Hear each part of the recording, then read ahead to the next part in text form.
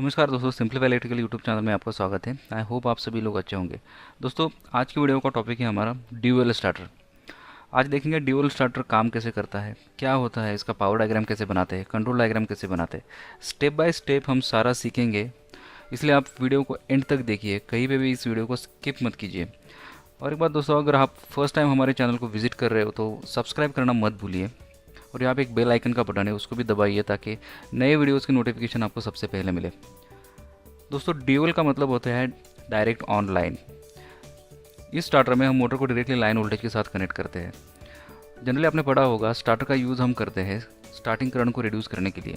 बस dual starter में हम ऐसी कोई मेथड यूज़ नहीं करते जिससे कि स्टार्टिंग करंट कम हो, इसलिए इसको बोला जाता है direct online starter. Generally starter का यूज़ होता है 5 HP तक के मोटर्स के लिए। इस स्टार्टर को क्यों यूज़ करना है, इसके 3 मेन फंक्शन होते हैं। इस स्टार्टर के ज़रिए आप मोटर को रिमोटली ऑन ऑफ कर सकते हो। दूसरा और बहुत ही इंपॉर्टेंट फंक्शन होता है, ये मोटर को ओवरलोड और शॉर्ट सर्किट से प्रोटेक्शन प्रोवाइड करता है। तीसरा होता है नो वोल्ट प्रोटेक्शन।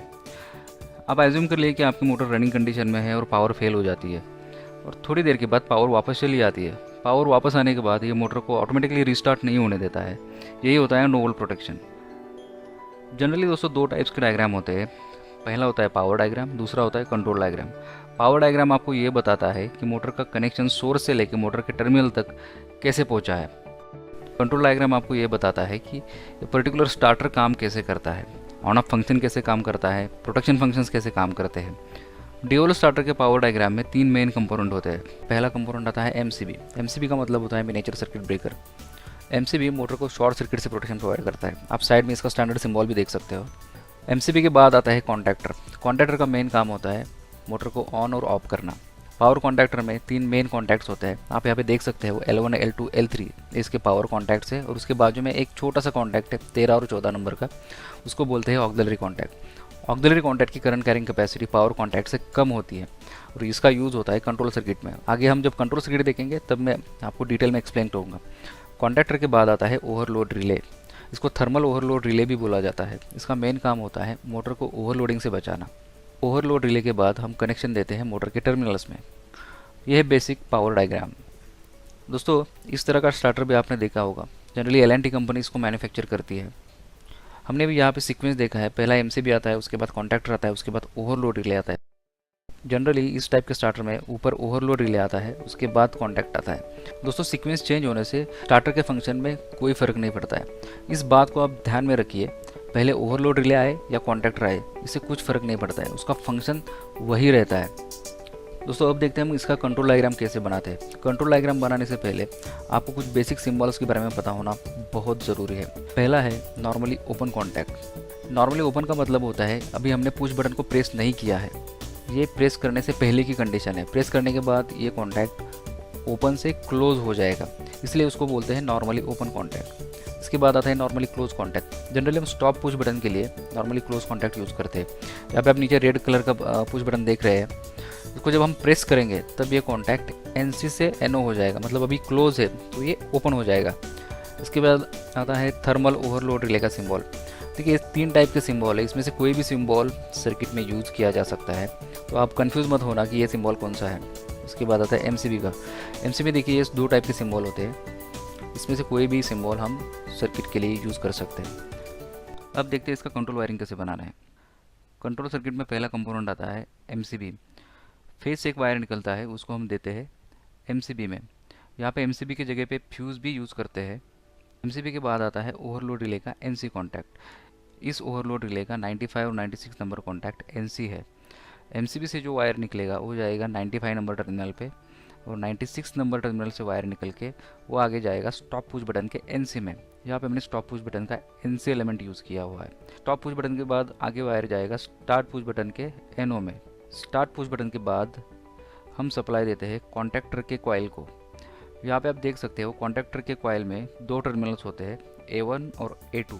यहाँ पे हम 230 वोल्ट का कॉन्टैक्टर यूज़ कर रहे हैं, इसलिए पुश बटन के बाद जो वायर निकलेगा वो जाएगा सीधा A1 में और A2 में हम यहाँ पे न्यूट्रल वायर कनेक्ट करेंगे। इसके बाद हम ऑक्सिलरी कॉन्टैक्ट का NO कॉन्टैक्ट यूज़ करते हैं और उसको कनेक्ट करते हैं पुश बटन के अक्रॉस।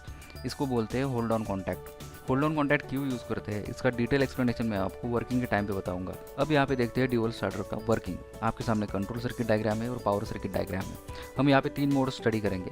पहला तो मोटर को स्टार्ट कैसे करना है, स्टॉप कैसे करना है, और तीसरा फॉल्ट कंडीशन में ड्यूअल स्टार्टर कैसे काम करता है। अब इस सर्किट को एनर्जाइज करते हैं। चलो हमारा सर्किट एनर्जाइज हो गया है। अब दोनों एमसीबी को ऑन कर लेते हैं। एमसीबी को ऑन करने के बाद यहाँ पे आप कंट्रोल सर्किट देख सकते हो। हमारा सप्लाई आया है पुश बटन के ऊपर, स्टार्ट पुश बटन के ऊपर तक हमारा सप्लाई आया है, क्योंकि हमने यहाँ पे ओवरलोड और स्टॉप पुश बटन का एनसी एलिमेंट यूज़ किया हुआ है। पावर सर्किट में आप देख सकते हो जैसे एमसीबी क्लोज किया हमने, यहाँ पे कॉन्टैक्टर के ऊपर सप्लाई आया हुआ है। मोटर को स्टार्ट करने के लिए मैं स्टार्ट पुश बटन को प्रेस करता हूँ। जैसे मैं पुश बटन प्रेस करता हूँ कॉन्टैक्टर के कॉइल को सप्लाई जाता है। आप देख सकते हो यहाँ पे A1 और A2 को 230 वोल्ट सप्लाई मिला है और मेरा कॉन्टैक्टर की कॉइल एनर्जाइज हो चुकी है। जैसे ही कॉन्टैक्टर की कॉइल एनर्जाइज होती है ये कॉन्टैक्ट्स को पिकअप कर लेती है इस तरह से, और हमारे मोटर को ओवरलोड रिले के थ्रू सप्लाई मिलता है और मोटर हमारी स्टार्ट हो जाती है। आप यहाँ पे देख सकते हो मैंने अभी तक स्टार्ट पुश बटन को रिलीज़ नहीं किया है। देखिए जैसे हमारे पावर कॉन्टैक्टर होल्ड हो चुके हैं वैसे ही हमारा ऑक्सिलरी कॉन्टैक्ट C वो भी होल्ड हो चुका है। अब देखिए मैं स्टार्ट पुश बटन को रिलीज़ करता हूँ तो क्या होता है। देखिए जैसे मैंने स्टार्ट पुश बटन को रिलीज़ कर दिया, हमारा सप्लाई जा रहा है ऑक्सिलरी कॉन्टैक्ट के थ्रू। इसे बोलते हैं होल्ड ऑन कॉन्टैक्ट। अगर हम होल्ड ऑन कॉन्टैक्ट का यूज़ नहीं करते हैं तो स्टार्ट पुश बटन को जब प्रेस करेंगे और जैसे ही रिलीज़ करेंगे हमारा मोटर ऑन होकर ऑफ हो जाएगा। इसीलिए हमको मोटर को कंटिन्यूसली ऑन रखने के लिए हमको होल्ड ऑन कॉन्टैक्ट की ज़रूरत होती है।